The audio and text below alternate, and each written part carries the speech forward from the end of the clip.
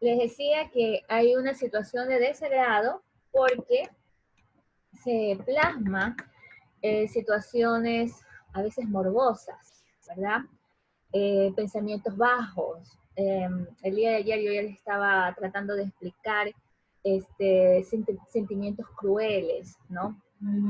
Pero esos sentimientos bajos, ese morbo que a veces se puede ver, o, o esa crueldad que a veces se plasma o puede plasmarlo el artista, lo hace con cierta armonía técnica que a nosotros nos llama mucho la atención, ¿no? Como una persona que tiene ese tipo de interés crea arte. Entonces, a eso se refiere con la libertad creadora. Esa libertad creadora que todos lo podemos tener. Inclusive hasta si nosotros sin irnos más allá, nuestros modernistas ecuatorianos, ustedes saben quiénes son, Medardo Ángel Silva. Y como ustedes son estudiosos de la literatura, ¿qué pasó con ellos? Ellos, por el entorno en que estaban y por las angustias en que vivieron, eran consumidores de droga. Pero no había maldad en ellos. O sea, de pronto puede haber sido considerado como una problemática juvenil de ese entonces, pero no hacían daño, que no es que se los pueda justificar desde el momento que se están autodestruyendo, pero sin embargo nosotros tenemos que entenderlo de esa manera, ¿no? Como yo siempre les digo, cuando me tocan esos temas de literatura, no somos quienes para juzgar estos errores cometidos por estas personas que se sentían solos, porque la soledad a veces hace que los seres humanos pierdan un poquito el juicio y al perder el juicio se autodestruyen, ¿no? Entonces, estas son situaciones que nosotros tenemos que ver en esa libertad. La libertad que ellos tenían para componer poesía la asumían con el consumo de drogas. Pero eso no necesariamente significa que si yo voy a hacer poesía o voy a hacer otro tipo de arte, tengo que ser un consumidor. O sea, eso realmente no iría, no iría conmigo, porque en este caso yo estaría errando con unos principios, con unos valores que me los están inculcando desde casa y que de pronto mis docentes me lo pueden estar complementando, ¿verdad? Entonces, no porque la otra persona lo hace, o sea, es la realidad, su mundo, eso es lo que le ha tocado vivir, su visión de mundo. Eso no tiene por qué afectar. Particularmente, cuando yo estudiaba literatura en la católica, y tal vez espero que esto no sea como muy compartido, pero a veces era así, ¿no? Yo estudiaba y yo siempre me fui como muy correcta, una niña de casa, con principios, muchos cuidados, pero para mí fue duro encontrar compañeros que eran muy diferentes a mí, que de pronto les gustaban mucho del arte, pero también gustaban de otras cosas, ¿no? Entonces, eh, eso ha venido siendo como algo que se ha dado siempre, ¿no? Pero siempre hay la esperanza, se crea la esperanza de que lo demás como que vaya cambiando, porque nosotros siempre tenemos esto del cambio, no hay que seguir en lo mismo, siempre hay una edad para el error, pero también hay otra edad para la rectificación. Entonces, yo siempre soy optimista y cuando yo veo chicos que de pronto se han equivocado, porque me ha tocado ser docente de ellos en una institución X, no lo voy a decir, pero también a nivel superior, eh, chicos que habían estado presos, ¿verdad? que habían consumido droga, que habían estado en muchos problemas, pero le gustaban del arte. O sea, el arte también es como esa libertad creadora, no solamente para hacer lo que yo quiero, sino es una libertad que llega a evadir una problemática que están viviendo. Tal vez aquí podamos entender de esa manera esa libertad creadora que tenían los modernistas ecuatorianos, porque una de sus características es la evasión, ustedes lo recuerdan, evadir esta situación de que ellos no entendían eh, cómo se estaban dando las cosas en el mundo, en tanta arrogancia y se podría decir tanta riqueza y tanta pobreza a la vez. Entonces, la mayoría de los artistas, y yo creo que ustedes también tienen ese pensamiento, somos como, tenemos una conciencia social. Y esa conciencia social nos hace ver a la otra persona o al prójimo en su dolor. Y hay personas que se comprometen tanto con el dolor de esa otra persona que lo sienten, que hacen a veces que se autodestruyen porque no pueden solucionar el problema de los demás. Entonces, estas son como mentalidades que van destruyendo al artista. O sea, esa sensibilidad que lo hace crear una obra de arte es una sensibilidad que también lo puede llevar a la locura y a la autodestrucción, como sucedió con los modernistas. Ellos eran jóvenes que no se encontraron a sí mismos, vivieron en soledad y terminaron suicidándose. Pero esto no necesariamente, por eso yo siempre aclaro, no necesariamente quiere decir que el artista tenga que ser así. O sea, que el artista pueda destruirse a sí mismo. Solamente lo que podemos decir es que el artista sí es sensible, sí siente más que las otras personas, pero que uno tiene que saber equilibrar el sentimiento. O sea, yo sí puedo darme cuenta del dolor humano, pero eso no puede pasar a la etapa de que a mí me llegue a afectar tanto que ya no quiera seguir existiendo. Entonces, nosotros tenemos que tener mucho cuidado con eso, mucho cuidado, porque, porque realmente es como un mensaje, un ejemplo de vida que nos da. Ahora, a lo que se refiere el texto que yo les acabo de subir en el aula virtual, eh, es como que también al artista no se lo ha valorado. O sea, es verdad.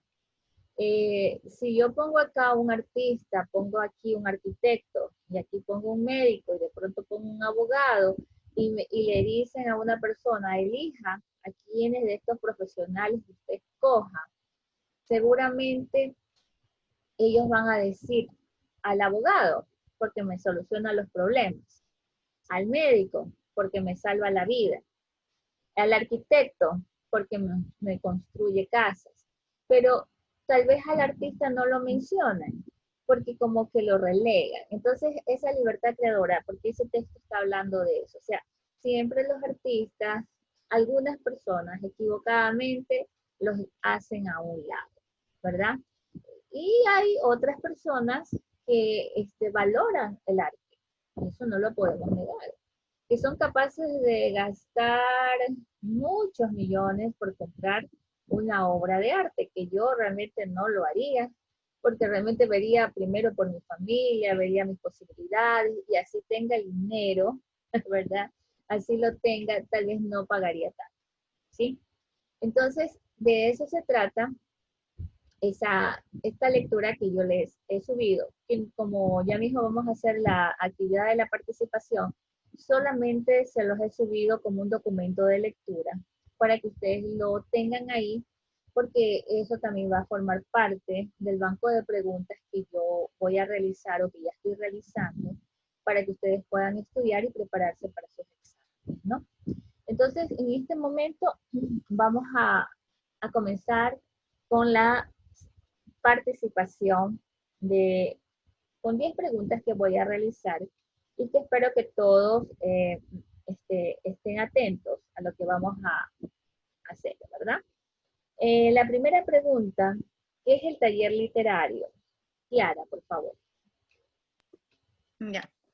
Bueno, dice que el taller literario es un curso teórico práctico dentro de un aula en donde se aportan elementos teóricos para así independizar al estudiante del maestro y con esto paso a paso sea capaz de seguir adelante por sus propios medios. Dice que dentro de un ámbito profesional se debe tener en cuenta también otras características a partir de un abordaje sistémico en el que los conocimientos se adquieren a través de una práctica sobre un aspecto de la realidad, donde los estudiantes puedan relacionarlos con aquellos que sí conocen y así poder llegar a nuevos conocimientos significativos. Se trata de que en cada sesión se integre la teoría con la práctica y así utilizar el conocimiento teórico para impulsar un poco más la creatividad a través de los ejercicios diseñados específicamente para cada caso. Eso es. Muy bien, gracias. Vamos con la segunda pregunta. ¿Qué supone el taller literario desde el punto de vista pedagógico? Ay, Listo, Miss. Dice que apunta fundamentalmente a una reformulación en el proceso de enseñanza-aprendizaje, ya que en el taller el tipo de metodología que se destaca es el aprender haciendo, ya que se promueve lo que es la creatividad. Busca impulsar, dirigir y organizar que los estudiantes conlleven al logro de los objetivos propuestos a largo, mediano y corto plazo. Es decir, enseñando y promoviendo la actividad independiente, logrando así que los alumnos aprendan por su propia cuenta, es decir, es un estilo propio de una pedagogía participativa. muy bien. La siguiente pregunta, la tercera. ¿Quién es el creador? Enoch. Hola, Miss, ¿qué tal? ¿Cómo está? Muy buenas noches. Buenas noches. Acerca de quién es el creador, dice, perdón, se me perdió donde lo tenía. Ya dice que el creador es todo individuo que es capaz de conformar una obra.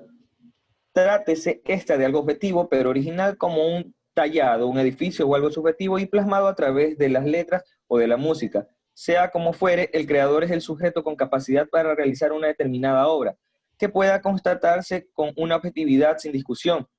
El creador, en términos generales, es un sujeto que tiene la factibilidad de realizar algo, en lo cual empeña toda su voluntad y sus capacidades. Muy bien, gracias. Continuamos con la siguiente pregunta. ¿Quién es el espectador? Reyes. Ya ves. ¿Quién es el espectador? Tengo que es quien aprecia ya sea una obra o es un asistente de algún espectáculo o un acto académico.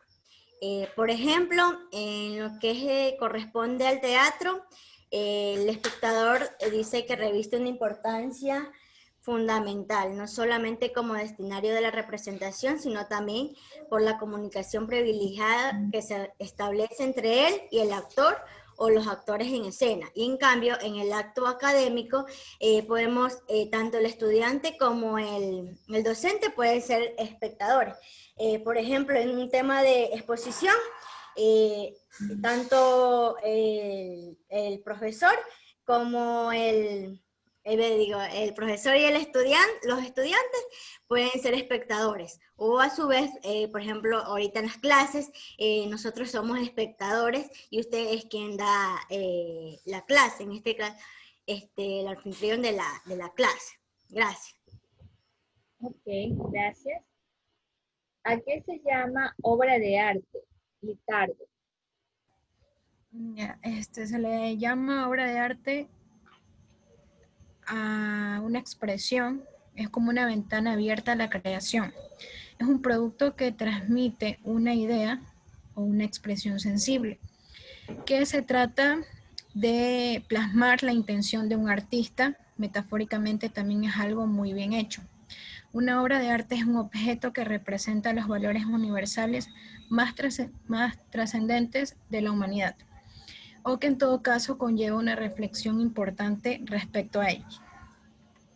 Muy bien. Siguiente pregunta. ¿Por qué se considera a la obra de arte como un valor escalante?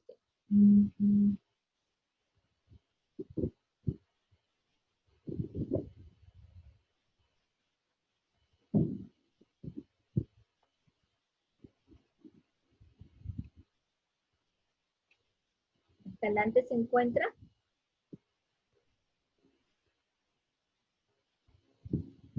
A ver, vamos con la siguiente pregunta entonces. ¿Qué es el gusto estético? El gusto estético es la capacidad del hombre, del ser humano, formada por una práctica social, de valorar emociones, las diversas propiedades estéticas, ante todo, saber diferenciar lo bello y lo feo cuando se aprecian las obras de arte. El gusto estético también se lo denomina como gusto artístico. Nada más. Gracias. Siguiente pregunta. ¿Qué es lo que se comunica o qué es lo que comunica el artista? Mora Vega.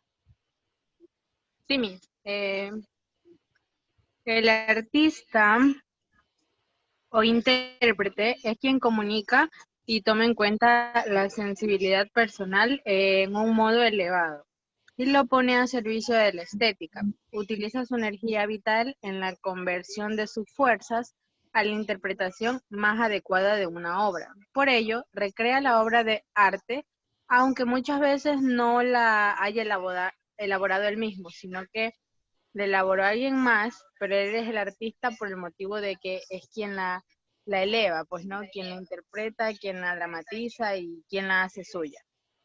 Gracias. Muy bien. Vamos con la siguiente pregunta.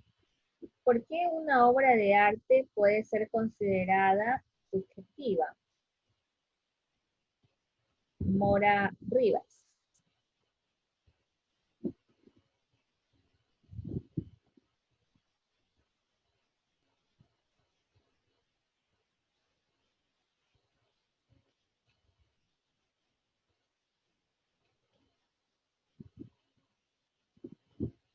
Bueno, vamos con la siguiente pregunta. ¿Por qué una obra de arte puede ser considerada objetiva? Vera Domínguez. Disculpe, ¿nombró a Mora Rivas? No, es que ahorita estaba ocupada. Ya, ¿por qué una obra de arte se puede considerar subjetiva? Ya. Porque el arte tiene la capacidad de transmitir emociones y las emociones son subjetivas. Por lo tanto, hay obras de arte que pueden emocionar a algunas personas y dejar indiferentes a otras. También porque lo que para alguien puede ser considerado bello, no necesariamente lo será de igual forma para otra persona. Entonces podríamos decir que ningún enfoque sería correcto ni incorrecto y que cada apreciación varía dependiendo de quién la juzgue, teniendo en cuenta elementos como la cultura del propio individuo, su experiencia personal, el conocimiento acumulado, las emociones y una dosis de tecnicismo propio de cada disciplina. Eso da inicio. Gracias. No sé si ya podemos con las otras con las preguntas que faltan, ¿no? ¿Por qué una obra de arte puede ser considerada como objetiva? No sé si está Mera Domínguez. Buenas tardes, Mar. ¿Por qué una obra de arte puede ser considerada subjetiva? Objetiva. Objetiva. Una obra, primero debemos claro que el término objetivo es cuando algo llega a un punto o quieres llegar a un punto claro. Tener una objetividad de algo, por ejemplo, de un tema especial o de algo que quieres resolver. Entonces, disculpe, la Wii. Si hablamos de una obra objetiva, quiere decir que es una obra que tiene, por ejemplo, si ponemos un ejemplo, ponemos una estatua de Eloy Alfaro. tiene sujeto, ya tiene su forma de pensar, ya sabemos qué significa lo del faro, es una obra de arte objetiva. Si hablamos de la Mona Lisa, es una obra que tiene varios puntos de vista y bastantes puntos de análisis. Entonces, como hablamos de un punto de vista de obra objetiva, quiere decir que es una obra que tiene un tema especial, un tema específico. Podríamos llevar que, por ejemplo, que lleva un tema centrado y que no varíe. Y es subjetivo, va centrado, pueden ser, como decía ejemplo, podría ser una estatua, una pintura de un paisaje, por ejemplo, de la Torre Eiffel, sabemos que es un paisaje, entonces, objetivo, pero si, por ejemplo, vemos una obra de arte ¿qué podríamos decir? De algo abstracto, no podríamos decir que objetivo, ya que yo, digamos, mi compañero Morbioni, Morbioni y mi persona vamos a estos lugares donde están las obras de arte y él puede decir que eso de ahí representa el amor, la paz, y yo le digo no, que eso representa el odio, entonces no es una obra de arte objetiva. Eso es mi tema más. Ok, gracias. Esta es una pregunta, ¿no? ¿Por qué la obra de arte es considerada como un valor? Escalante.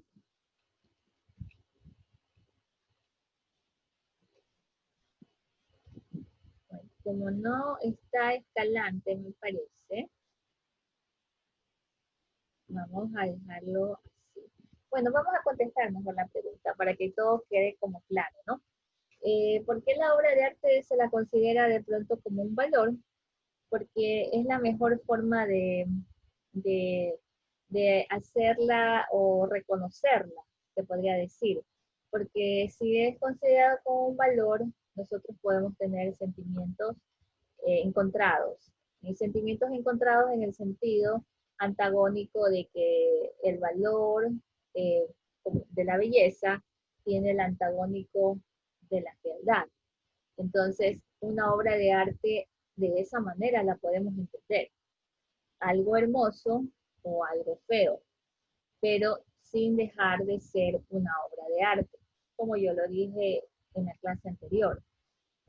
Podemos nosotros todos estar de acuerdo que un cuadro X es una obra de arte porque nos inspira esa belleza, nosotros podemos admirarla, podemos contemplarla, pero también podemos decir que esa obra de arte es fea en el sentido, no que no hay armonía en sus colores, en sus formas, en sus líneas, en sus se podría decir, en todo su contexto, sino que es fea en el sentido de que no nos pueda gustar, y ahí viene el gusto estético, no nos pueda gustar porque está encerrando o está llevando consigo una historia cruel, porque es algo que a nosotros no nos interesa. Como yo les dije el día de ayer, les puse el ejemplo de la carroña de Charles Baudelaire, o sea, versos perfectos dedicados al amor de una mujer que se está descomponiendo, un cadáver.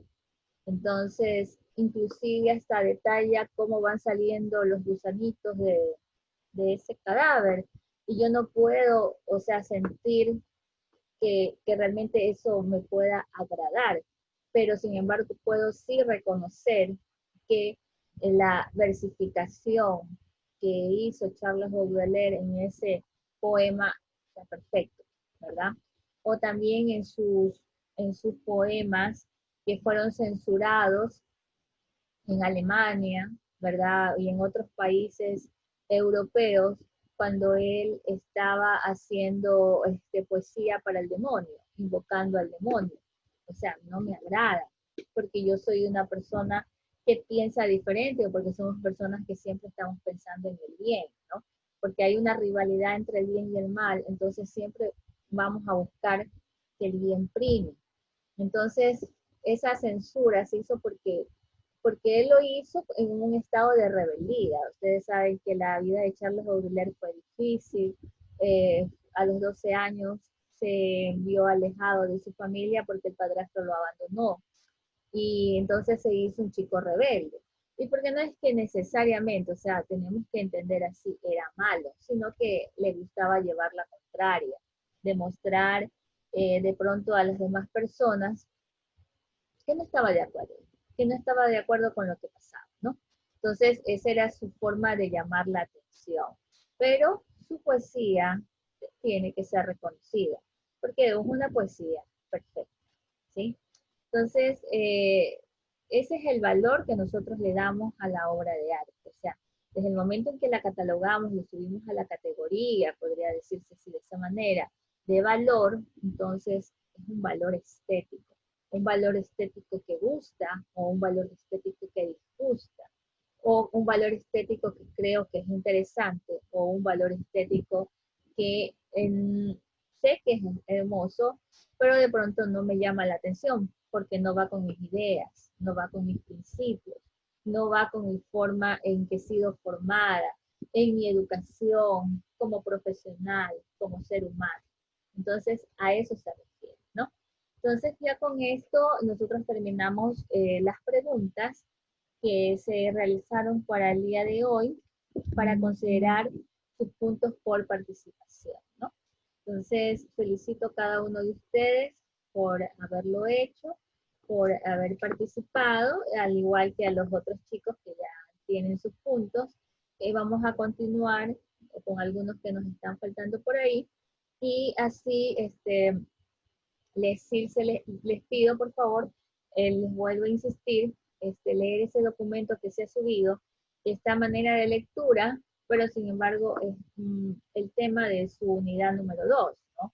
Es la libertad creadora. Esa libertad creadora que es como, por ejemplo, lo que acabo de decir, o sea, una libertad creadora que tiene Charles de Baudelaire de hacer poesía, o sea, tomar una temática así, pero hacer poesía, ¿sí?